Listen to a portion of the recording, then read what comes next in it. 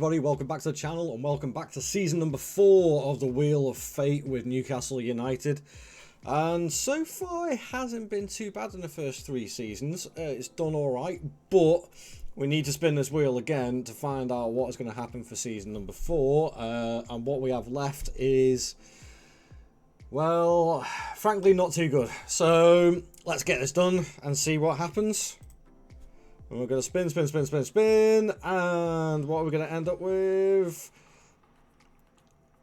Oh, pooey. No transfer budget, so I've got to wipe out the transfer budget for season number 4.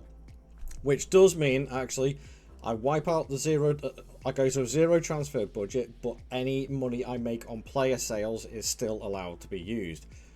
But no Newcastle, I'll probably have a couple of $100 million in the transfer budget, so all that has to go. And basically, I can only spend money that I make for this season. So I'm going to get the season loaded up and we'll get into it. I'll see you guys in a second. Well, the Wheel of Fate has definitely screwed us on this one. This is season number 4, isn't it? So, and we got no transfer budget. As I will just point out now, I have 70 million in the transfer budget. So, let me explain what's actually happened. As you'll see up on the screen again, there are screenshots to prove that I did 0 the balance. But obviously 0 the balance doesn't mean I can't sell players and bring in a little bit of money, which is exactly what I had to do.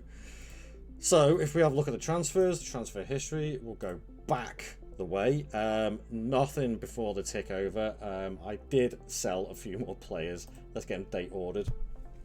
In fact, actually no, we'll just get a fee order. So, yeah, the players that left, Joe Willock, he went for 19 million. Botman went to Chelsea for 45. Now, that was a little bit of a controversial one, and it was one I didn't particularly want to do because he's left-footed centre-back. But the one thing that concerned me, and he was getting a lot of, is his injury record. And that wasn't sitting right with me. I needed somebody a bit more consistent. So, he had to go. Odysseus had gone to Burnley for 4.5 million. So I did bring in a bit of money before the tick over, and then I did bring in a little bit more after the tick over. Joe Linton has gone to Saudi for 90 million. Kwame lasted 1 season, didn't get much game time. He's gone for 11.5 million to Al Ittihad as well. Haraslin, who was my free transfer signing from Slovenia or Slovakia, one of the two, which one was it? Slovakia, did perfectly alright, filled in as a good squad option, a few games here and there, but made a little bit of money, got 11 million for him, so I brought in another 103 million, which meant I could actually sign some players.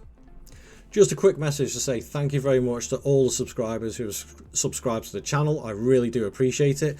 And if you're new to this channel, please don't forget to leave a like and subscribe to the channel and share it around your friends. Thank you very much.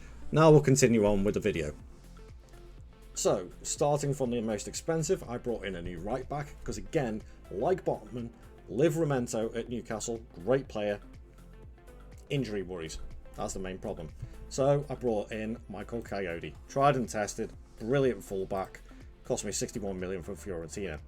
I wanted a better left back as well. Adrien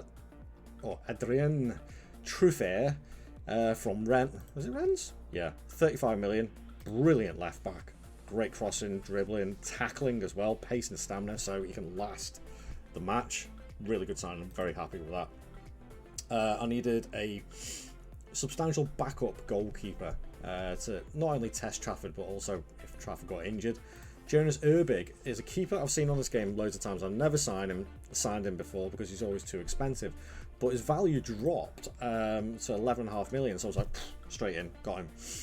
Then 3 free transfers. Lazar Samardzic from Udinese, his contract ran out. Obviously, we've hit that point in time when the contracts are starting to run out in Saudi as well, which is where I got Ruben Neves from. So he's come in as well, basically as my Joel Linton replacement. And Pablo Torre is a player who I've used before on my Glory Hunter save. Very good player. And again, fills in a good squad option for me. I'm very happy with that transfer window, considering I had to wipe out my entire transfer budget. Very happy with it. If we have a look at the schedule has been really good. We've dominated our friendlies again, and we start off with Fulham, Man U, Spurs and Palace. Not a bad start to the season. Not bad. But again, all competitions, Champions League, FA Cup and Carabao Cup again. Tactically wise, we are keeping exactly the same. Seems to be working. It's all just about getting the right players in. Staff wise, even stacked out. We're brilliant. Absolutely golden there. And the squad is looking excellent. I've honestly got no complaints here.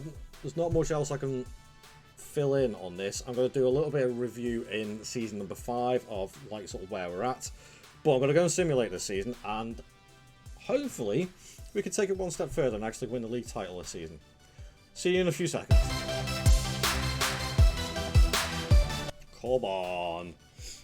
Yes! That's our first league title of 3 that we need for this challenge. Tick that one off the Premier League challenge. 2 more to go. Admittedly, we lost it by a point last season. We've won it by a point this season. But I'm very, very happy with that. We only lost 4 all season. In fact, we drew 1, 2, 3, 4, 5, 6 of those games at home were draws. I'm still not happy with that. So that's what, 12 points dropped? We should have absolutely cruised it this season. We should be winning all our home games. There's no excuses for that. But it doesn't matter. Newcastle United are champions of England. Ta-da! It can be done. Okay, so have a look at the stats for the season. Look at the player overview. Haaland again, but closely followed by Ferguson and Isak again.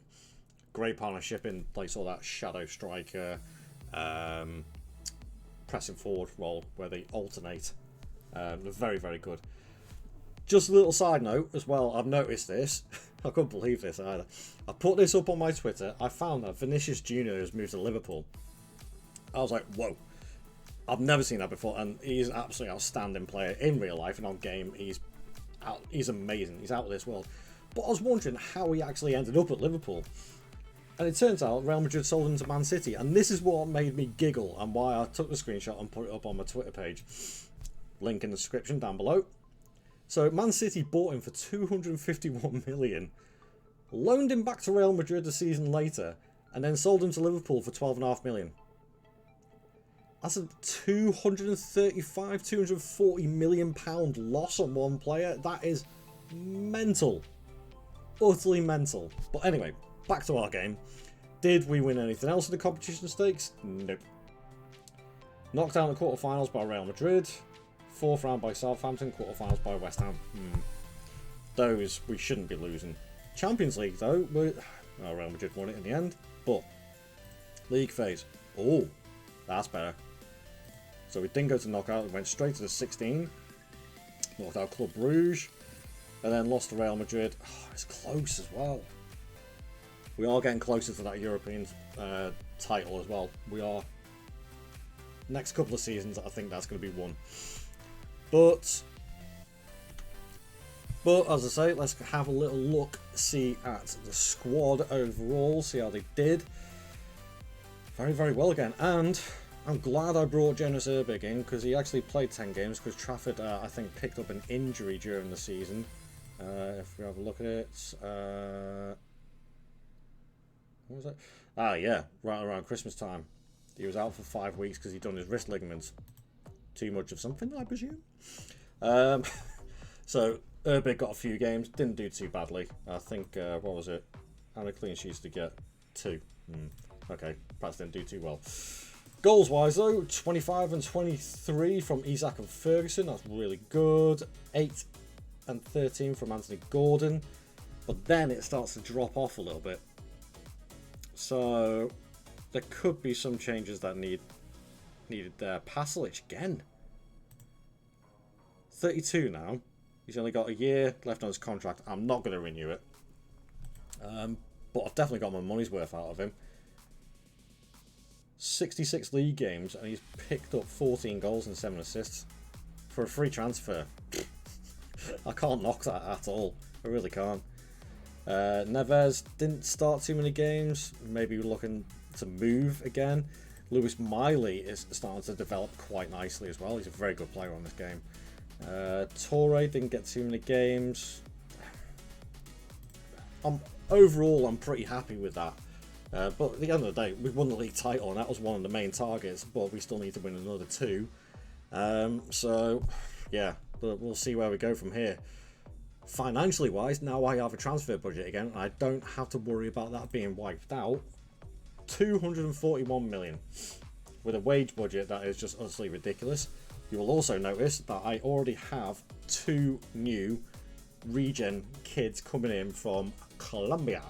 Now, we all know that Newcastle love some South American flair. They've had it over the years with Tino Asprilla, Nobby Solano, Almiron, now, and Guimaraes and Jonathan. There's always been a really cool, like, sort of South American link to Newcastle. God knows why, because going from South America, where it's nice and warm, to the northeast, where it's cold and snowy and wet, but hey, there's something magical about it. So I brought in, or will be coming in, Gabriel Arias, who's a defender again, like Baselli, can play right across the back, but is a lot better. And also Juan Carlos Salas, who can play pretty much everywhere, but he's definitely going to be an attacker. And both of these are very highly rated wonder kids, so I'm quite happy with those signings. But as we roll into season number 5, you're going to have to see how they're going to do, and see what else I can do, and then also see what the Wheel of Fate will turf up for us. I'll see you guys in the next video. Thanks very much for watching.